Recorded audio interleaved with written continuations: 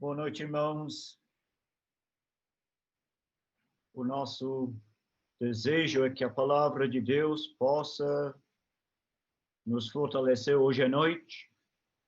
E certamente os dias são difíceis, nós sentimos muito as notícias que recebemos, e também tem irmãos aqui em Piracicaba que foram removidos à presença do Senhor durante esses dias. Alguns estão recuperando, estão isolados da comunhão, mas certamente o Senhor está nos ajudando nos momentos mais difíceis. O meu filho Benjamin e a esposa vão voltar para a Inglaterra amanhã cedinho, e lá também a situação está bastante complicada. Então nós sabemos muito bem que os propósitos de Deus são perfeitos, os caminhos do Senhor, as promessas do Senhor são infalíveis. Certamente o que Paulo afirma em sua carta aos Romanos, no capítulo 8, verso 31, é verdade, que se Deus é por nós, quem será contra nós? Os momentos são difíceis, as circunstâncias de alguns amados irmãos não são fáceis, mas temos sentido a presença do Senhor durante esses dias. Eu gostaria que os irmãos me acompanhassem na leitura da palavra de Deus hoje à noite, no Evangelho segundo Mateus. Mateus, quem escreveu o primeiro livro do Novo Testamento, foi escolhido por Deus para apresentar as perfeições do Rei dos Judeus. Ele tem direito ao trono, pois ele é o filho de Davi. Ele tem direito à terra, pois ele é o filho de Abraão. E Mateus destaca a autoridade do Senhor Jesus várias vezes no seu evangelho. Ele apresenta as belezas do nosso Salvador, o nascimento dele, o crescimento dele, o conhecimento dele. Eu gostaria que nós observássemos uma coisa interessante hoje à noite. Veja bem, então, a palavra de Deus em Mateus, capítulo 4.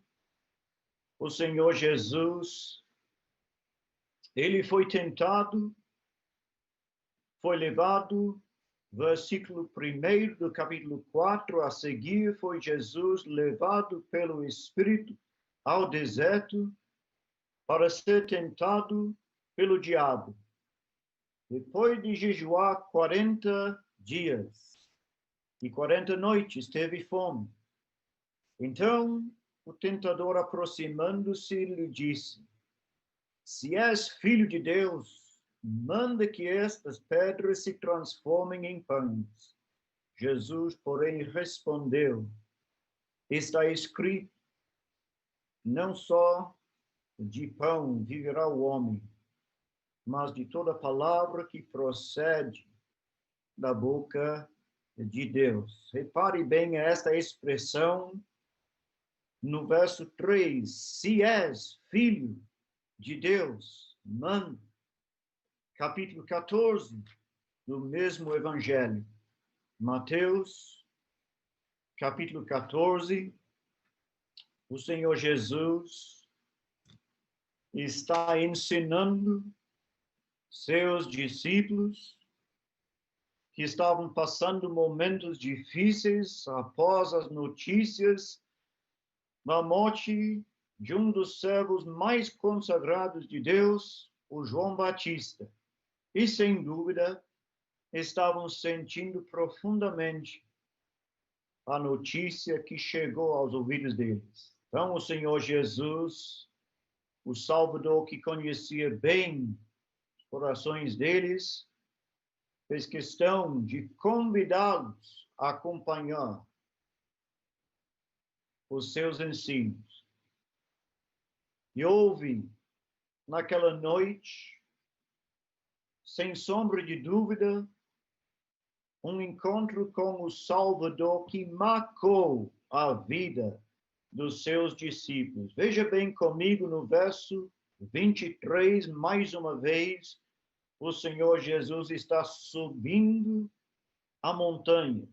Talvez seja conveniente observar um detalhe importante aqui, que cada vez que encontramos o Salvador em cima das montanhas, neste primeiro evangelho, o escritor, o autor, destaca suas perfeições, as suas belezas, como no capítulo 4, quando ele foi tentado, foi levado cada vez mais alto, quando ele foi conduzido à montanha, o Senhor Jesus teve aquela visão panorâmica dos reinos, dos impérios dos homens. Mas o escritor, Mateus, destaca muito bem que ele é filho de Deus. Se és filho de Deus, manda que estas pedras se transformem em pães. E justamente naquele momento, o diabo, tentando o Salvador, mostrou todos os reinos do mundo e a glória deles, no capítulo 4 e verso 8. Dando a impressão, conforme lemos no Evangelho segundo Lucas, que isto aconteceu num instante. Parece que o diabo estava com pressa. Ele não queria que o Salvador observasse de perto os reinos dos homens, para ver a depravação, a impiedade, a imoralidade dos homens. Então, a intenção do diabo, no capítulo 4, foi mostrar os reinos, os impérios humanos. No capítulo 5, o Senhor Jesus conduziu seus discípulos a uma montanha para mostrar não os reinos, os impérios dos homens, mas apenas um reino, o reino de Deus. E quem tiver tempo para ler o Evangelho do começo ao fim, vai chegar a esta conclusão. Os impérios dos homens se finalizam. O reino de Deus permanece para sempre. Então, no capítulo 14, o Senhor Jesus, o Filho de Deus, subiu ao monte, no verso 23, em caindo a tarde. Lá estava ele só. Entretanto, o barco já estava longe, a muitos estádios da terra, açoitado pelas ondas, porque o vento era contrário. Na quarta vigília da noite, foi Jesus ter com eles, andando por sobre o mar. E os discípulos, ao verem andando sobre as águas, ficaram aterrados e exclamaram: é um fantasma. Tomados de medo, gritaram. Mas Jesus imediatamente lhes disse: tende bom ânimo, sou eu, não temais. Respondendo-lhe Pedro disse: se és tu, Senhor, manda-me ir ter contigo por sobre as águas. E mais uma vez eu quero enfatizar esta expressão que já notamos no capítulo 4. Se és filho de Deus, manda. No capítulo 14, verso 28, Pedro disse: se és tu, Senhor, manda-me ir ter contigo por sobre as águas. E ele disse: vem.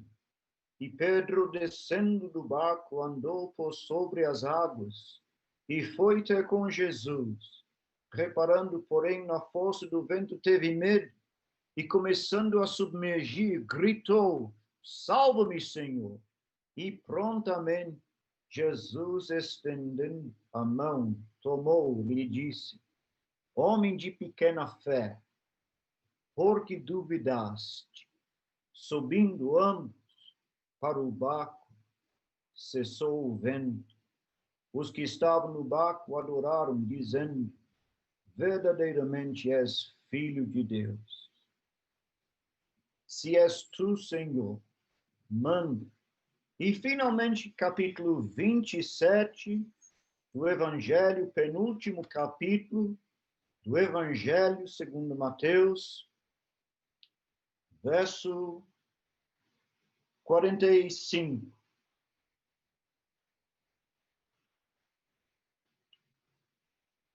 Aliás, vamos começar a leitura no verso 38. A crucificação do Senhor Jesus. Cada um dos 4 evangelistas destaca um aspecto diferente da obra perfeita do Senhor Jesus no lugar chamado Calvário. Foram crucificados com ele 2 ladrões, um à sua direita, outro à sua esquerda. Os que iam passando blasfemavam dele, meneando a cabeça e dizendo: Ó tu que destróis o santuário, em 3 dias o reedifica, salva-te a ti mesmo. Repare bem a mesma expressão, se és filho de Deus, e desça da cruz.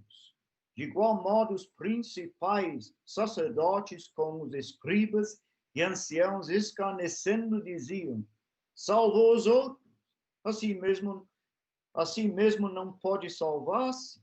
É rei de Israel, desça da cruz e creremos nele. Confiou em Deus, pois venha livrá-lo agora, se de fato lhe quer bem, porque disse: sou filho de Deus. Então, mais uma vez, nós encontramos esta palavra fundamental, esta expressão que chama a nossa atenção no versículo 40. Se és filho de Deus, desça da cruz. Se és tu, Senhor, manda-me. Se és filho de Deus, manda.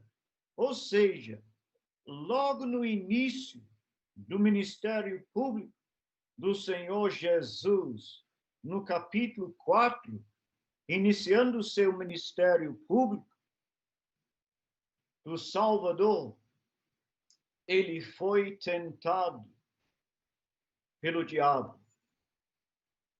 E disse: se és filho de Deus, manda.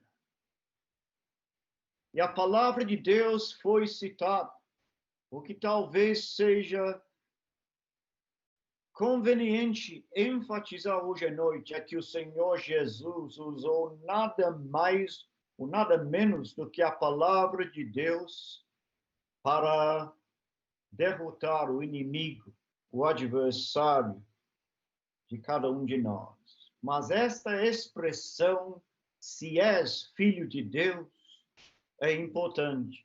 E no capítulo 14, se és tu, Senhor, manda-me ir ter contigo.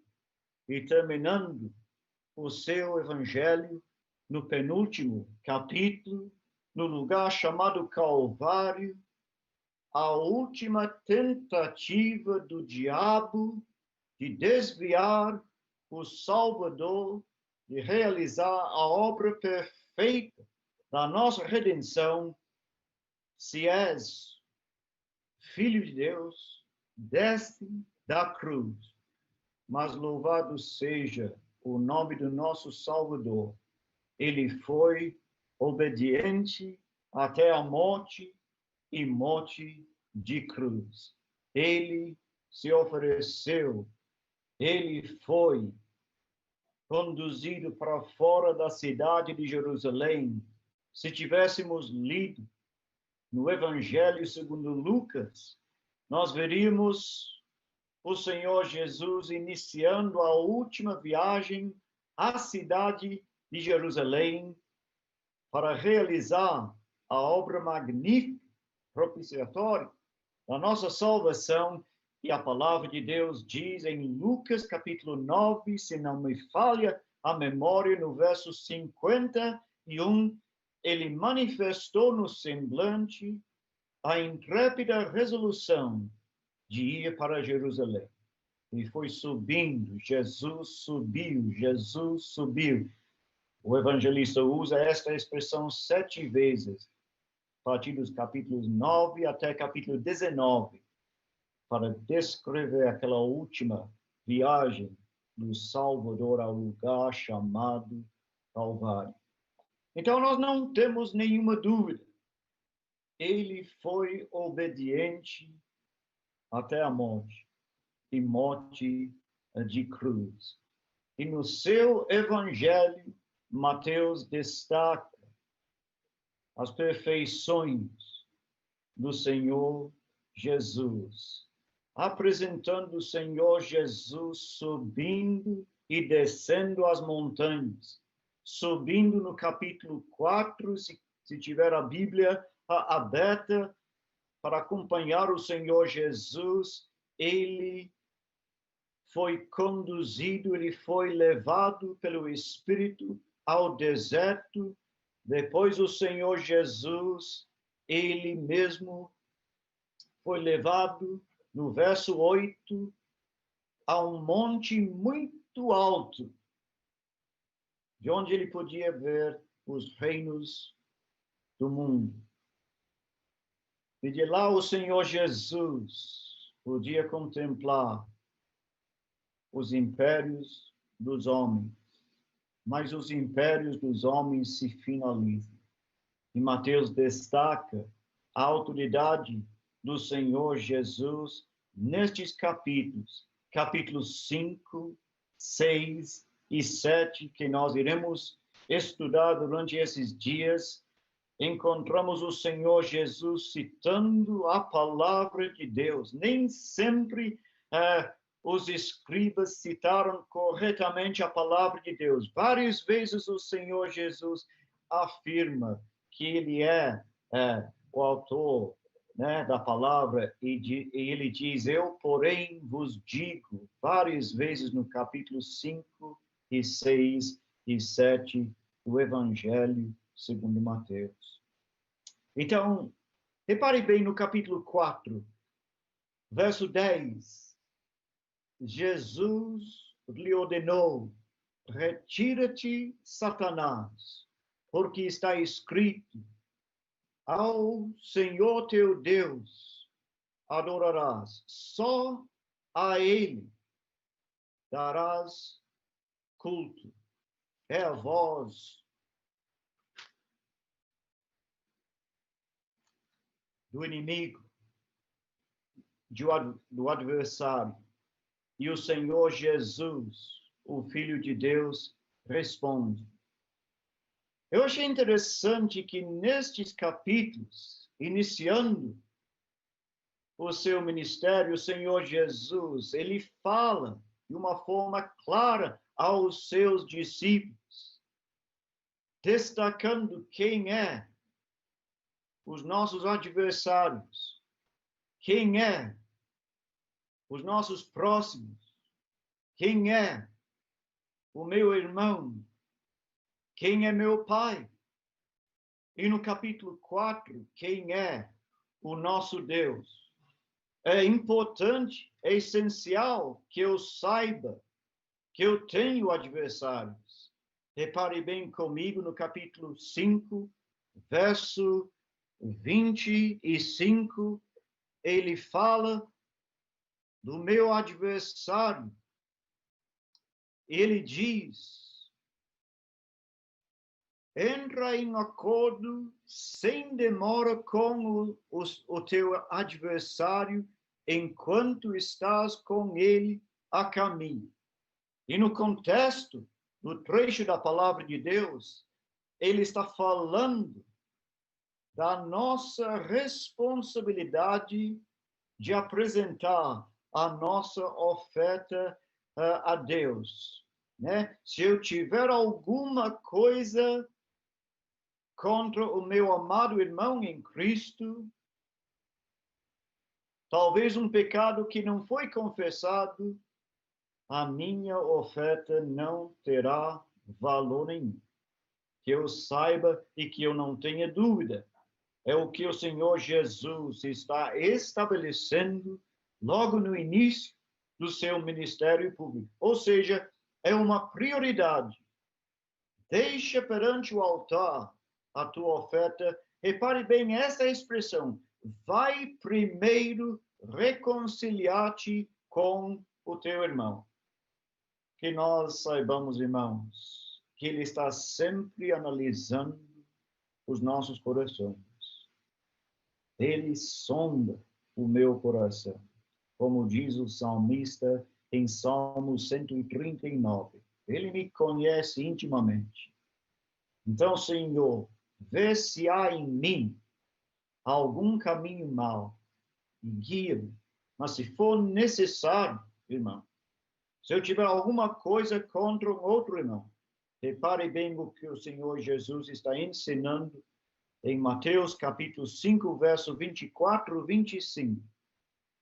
Entra em acordo sem demora com o teu adversário. Que eu saiba e que eu não tenha dúvida. É necessário fazer isso para depois apresentar a minha oferta. Este evangelho apresenta uma coisa interessante. Ele recebe a adoração dos judeus. Ele recebe a adoração dos gentios. Ele recebe a adoração dos homens. Ele recebe a adoração das mulheres. Ele recebe a adoração de dia, de noite, na terra, no mar. No capítulo 2, recebe a adoração dos magos. No capítulo 8, recebe a adoração de um leproso.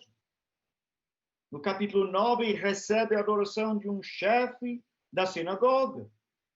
No capítulo 14, como já vimos, a adoração dos seus discípulos. Depois da tempestade, eles se aproximaram, dizendo, és filho de Deus. No capítulo 15, recebe a adoração de uma mulher cananeia, cuja fé impressionou o Salvador. No capítulo 20, a mãe de Tiago e João também chegou adorando. No capítulo 28, as duas Marias apresentaram adoração. E terminando seu livro, seu evangelho, em cima da montanha, o Senhor Jesus recebe adoração pela última vez. E deu a grande comissão aos seus discípulos, dizendo, ide fazei discípulos de todas as nações, ensinando, batizando, e eis que eu estou convosco todos os dias. Interessante como Mateus destaca, né, a presença pessoal do Senhor Jesus. No primeiro capítulo, ele recebe o nome de Emanuel. Emanuel, que quer dizer Deus conosco. Ele é o Salvador que se apresenta aos seus discípulos, dizendo, onde estiverem 2 ou 3 reunidos em meu nome, ali estou. E terminando o seu evangelho, com a comissão, a última palavra do Senhor Jesus, eis que eu estou convosco todos os dias. Deus conosco, capítulo 1. Onde estiverem 2 ou 3, ali estou. Na grande comissão, eis que eu estou convosco todos os dias. Ou seja, ele recebe a adoração dos seus. Os magos, um leproso, um chefe, uma mulher cananeia, a mãe de Tiago e João, as duas Marias, os discípulos do Senhor Jesus, no capítulo 14 e 28.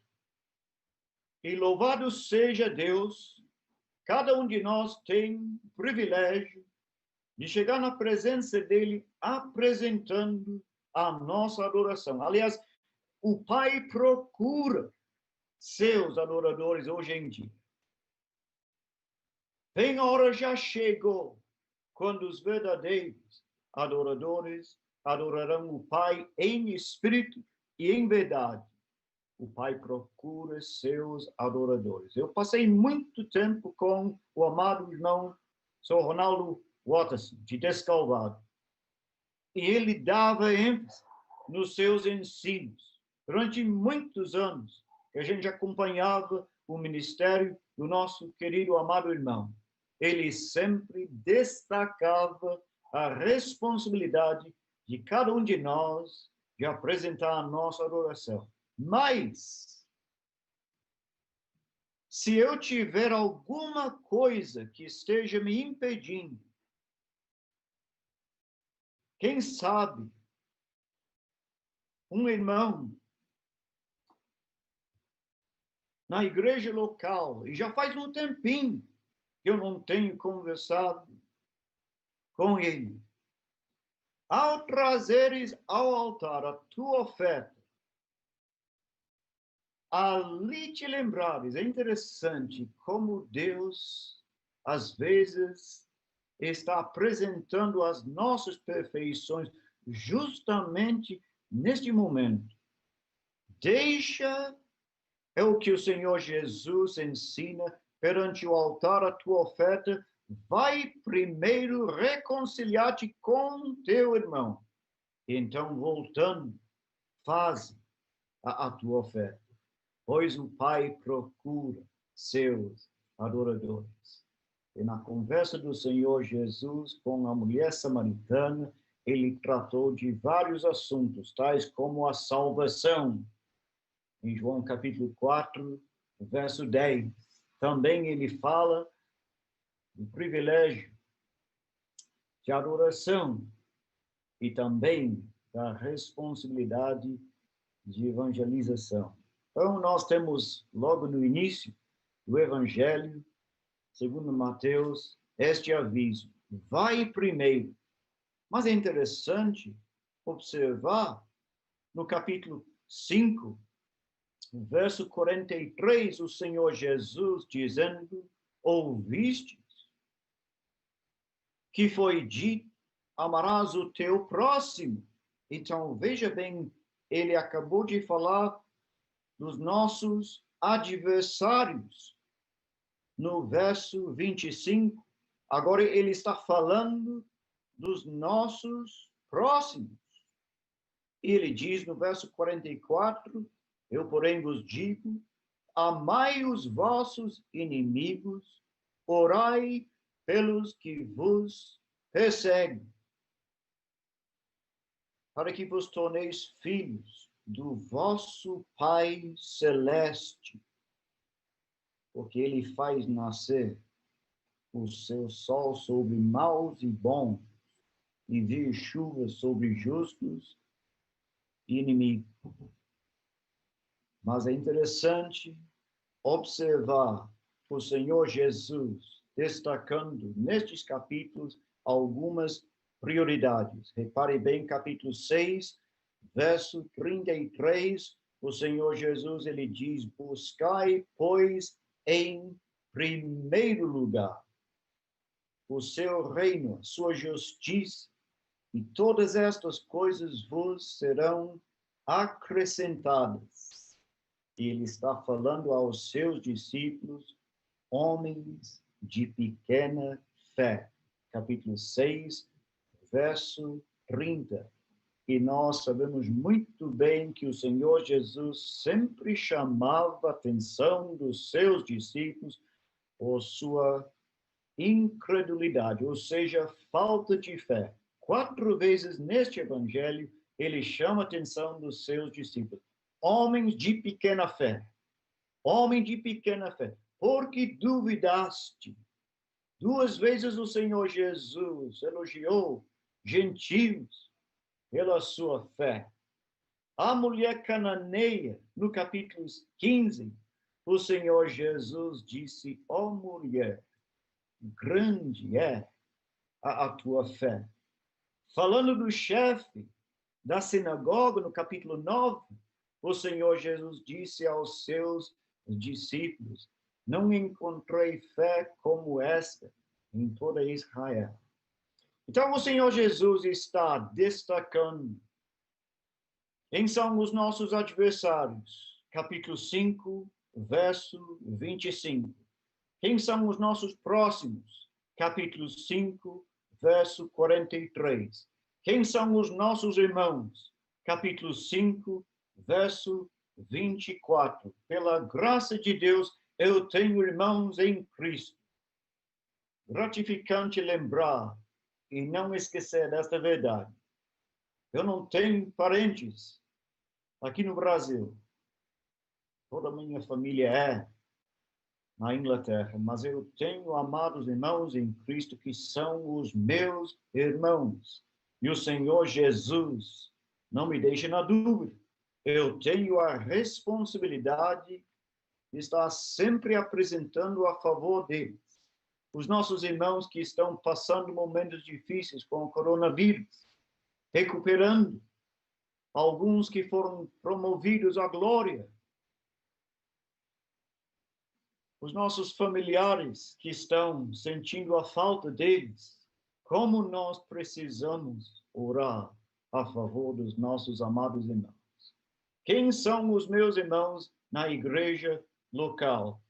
Se eu não tiver uma noção de quem são, algo está errado comigo.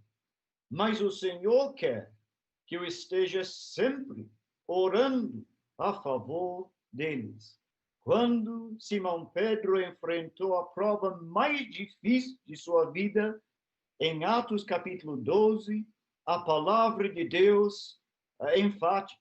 Verso 5, havia oração a Deus por parte da igreja a favor dele. E sem sombra de dúvida, os nossos irmãos precisam das nossas orações. Se eu não tiver tempo para orar a favor dos meus amados irmãos em Cristo, que são membros da igreja, da família de Deus, algo está errado comigo, pois eles precisam. A nossa querida irmã Assi, viúva do Sr. Luiz Soares, está passando momentos difíceis, que nós tenhamos tempo para lembrar ela em nossas orações, né? Então, o Senhor Jesus está estabelecendo prioridades. Vai primeiro reconciliar-te com teu irmão. Capítulo 5, verso 24. Capítulo 6, verso 33. Buscai, pois, em primeiro lugar o reino de Deus, a sua justiça. Capítulo 7. O Senhor Jesus, o Filho de Deus, está analisando a vida dos seus seguidores. Ele tinha conhecimento profundo de cada um deles. Então ele diz, verso 5 do capítulo 7, hipócrita, tira primeiro a trave do teu olho, então verás claramente para tirar o agueiro do olho do teu irmão. Mas tira primeiro, capítulo 7, versículo 5. Buscai, pois, em primeiro lugar o seu reino. Vai primeiro reconciliar-te com teu irmão. Então, voltando, faz a tua oferta. Será aceito. Pois, graças a Deus, hoje, temos este livre acesso à presença de Deus. Os irmãos já sabem, e não tenho dúvida, no passado não tínhamos este acesso. O Paulo destaca bem na sua carta aos Romanos esta verdade. Nos primeiros 3 capítulos da sua carta aos Romanos, não tem notícia boa até capítulo 3, verso 21. pois ele destaca a ira de Deus, o juízo de Deus, a justiça de Deus, a sentença de Deus. E ele destaca muito bem essa verdade. Até que nós chegamos no capítulo 3, verso 21, onde Paulo apresenta a justiça de Deus, o Deus que é justo e o justificador daqueles que têm fé em Jesus, que são salvos, justificados. É quase inacreditável. Mas Deus nos concedeu vida em abundância e justificados, pois, mediante a fé, conforme lemos em Romanos capítulo 5, verso 1, justificados, pois, mediante a fé, temos paz com Deus. Temos este livre acesso à presença de Deus. Gloriemos na esperança da glória de Deus. O Paulo está nos levando às alturas. Nós estávamos longe dele. Não tínhamos condições para alcançar a perfeição de Deus. Éramos filhos da desobediência, fazendo as inclinações da carne. Por natureza, filhos da desobediência. Mas hoje somos filhos de Deus. E Deus é por nós. E se Deus é por nós, quem será contra nós? Aquele que não poupou seu próprio filho, antes por todos nós o entregou, não nos dará graciosamente com ele todas as coisas. Então, eu queria destacar, hoje à noite, terminando a primeira mensagem, que é neste evangelho que o escritor apresenta as perfeições do Senhor Jesus. Acompanhe as viagens dele, subindo a montanha com o Salvador, no capítulo 4.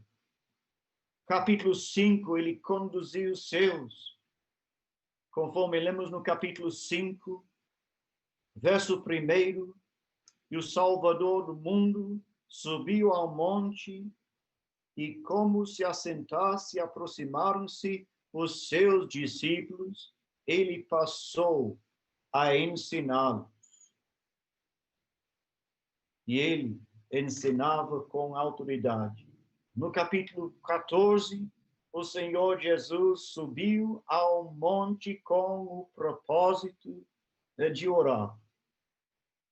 E o Senhor Jesus não estava longe dos seus discípulos. Ele estava acompanhando os seus discípulos. Naquela noite, estava bem perto. Dava a impressão que ele não conseguia enxergar, mas ele sabia onde ele se encontrava. E na quarta vigília da noite, ele foi ter com eles. Ele nunca chegou atrasado.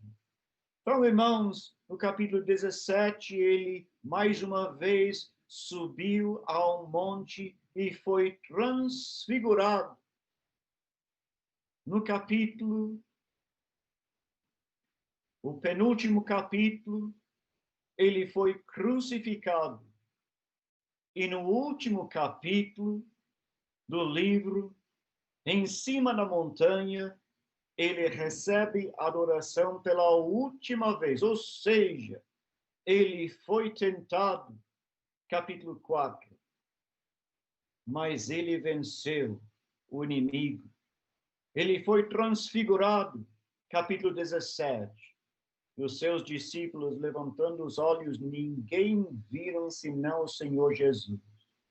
No capítulo 27, ele foi crucificado e ressuscitado. E no último capítulo, ele termina o seu ministério público. Se és filho de Deus, manda. Se és tu, Senhor, manda. Se és filho de Deus, desce da cruz. Graças damos a Deus que ele não desceu. Ele mesmo inclinou sua cabeça, e inclinando a sua cabeça, ele expirou. Ele disse, está consumado.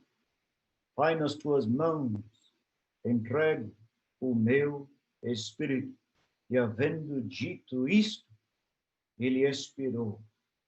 Então nós temos, sem sombra de dúvida, que reconhecer quem são os nossos adversários, os quais ele fala no capítulo 5, verso 25. Quem é meu próximo? Capítulo 5, verso 43. Quem é meu irmão? De quem ele fala no capítulo 5, verso 24. Capítulo 7, versículo 5. Interessante a pergunta que encontramos no capítulo 12, verso 48. Quem é minha mãe? Quem são meus irmãos? É sem sombra de dúvida. Nós iremos lembrar os nossos familiares, entes queridos, em nossas orações. Mas o Senhor Jesus, ele coloca diante de nós a responsabilidade de orar a favor dos nossos inimigos. Foi exatamente isto que Estevão fez em Atos, capítulo 7. Aliás, a última coisa que ele fez na face da terra, ele orou a favor dos seus inimigos. Sendo promovido à glória, ele estava orando a favor deles. E o Senhor Jesus, no lugar chamado Calvário, crucificado entre dois ladrões, um à direita, outro à esquerda, respondeu à oração de um homem condenado pela lei romana. E ele disse, hoje estarás comigo no paraíso. E eu tenho que orar a favor dos meus familiares, da minha esposa, dos meus filhos. Sem dúvida, um dia será uma avaliação de todo o meu serviço em casa, serviço secular, serviço na igreja, tudo será avaliado. Então, nós encontramos neste evangelho as perfeições do nosso Salvador. E ele está acompanhando de perto os seus discípulos, os seus amigos. Ele os chama seus discípulos, seus amigos. Vós sois meus amigos, se fazeis o que eu vos mando. Meus irmãos, e pela graça de Deus, ele recebe a nossa adoração, como ele recebeu a adoração dos magos no capítulo 2, que apresentaram oferta, ouro, incenso e mirra, voltando à sua terra por outro caminho, ele recebe a adoração de um homem que vivia na periferia, um homem condenado, leproso, que tinha aquela doença horrível, contagiosa, mas chegou adorando o Salvador. Interessante, Mateus destaca esta verdade no capítulo 8 do seu Evangelho, terminando o nosso estudo hoje à noite. Descendo ele do monte, grandes multidões seguiram. Mateus capítulo 8, verso 1. Aqui eu saiba, o único chegou apresentando a adoração verdadeira foi o leproso, condenado, que tinha aquela doença horrível. Ele, tendo-se aproximado, adorou, dizendo, Senhor, se quiseres, podes purificar-me. E o Senhor Jesus aceita a adoração dele. E que Deus abençoe a palavra aos nossos corações. Ele é Filho de Deus, não temos nenhuma dúvida.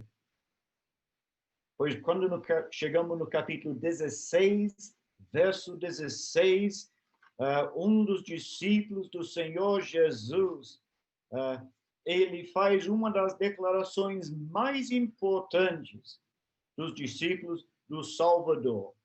A confissão de Pedro é realmente importante. O Senhor Jesus tinha ido para os lados de Cesareia, de Filipe, em Mateus capítulo 16, versículo 13. Aí o Senhor Jesus conversou com os seus discípulos. Quem diz o povo ser o filho do homem? Eles responderam, uns dizem João Batista, outros Elias, outros Jeremias ou algum dos profetas. Mas vós, continuou ele, quem dizeis que eu sou? Respondendo Simão Pedro, disse, tu és o Cristo, o Filho do Deus vivo. É interessante que Mateus destaca muito bem esta declaração. Se és filho de Deus, capítulo 4, manda. Mas o Senhor Jesus sabia muito bem as intenções do adversário. Se és filho de Deus, desce da cruz, capítulo 27, versículo 40. Mas o Senhor Jesus sabia muito bem as intenções do inimigo. Mas esta declaração me anima bastante. Em Mateus capítulo 16, verso 16, de um homem que às vezes nem sempre falava de acordo com a vontade de Deus. Mas neste momento, sem sombra de dúvida, ele foi inspirado. Tu és Cristo, o Filho do Deus vivo. E em breve nós veremos este homem maravilhoso, o nosso Salvador, que foi entronizado, exaltado à destra de Deus, um Salvador vivo. Que Deus abençoe a sua palavra aos nossos corações. Um grande abraço a todos os nossos